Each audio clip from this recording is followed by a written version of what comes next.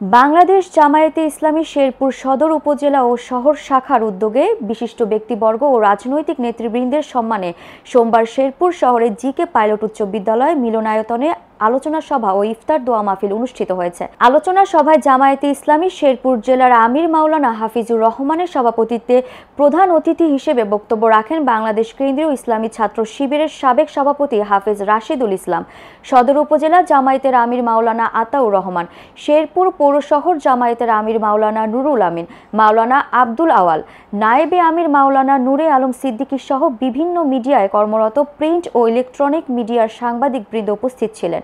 আলোচনা সভার পর মোনাজাত করেন জামায়াতে ইসলামী শুরা সদস্য সাবেক সাধারণ সম্পাদক আব্দুল্লাহ বাতেন।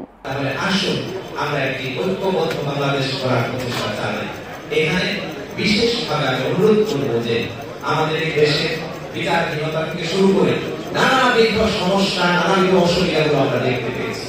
এই জায়গাগুলোকে পরিবর্তন করার জন্য যে সংস্কারের দাবিগুলো এসেছে, যে সংস্কারের প্রস্তাবগুলো এসেছে, এই প্রস্তাবগুলো আমাদের নেতৃবৃন্দ জাতীয় পর্যায়ে ভূমিকা রাখছে পেশ করার ক্ষেত্রে।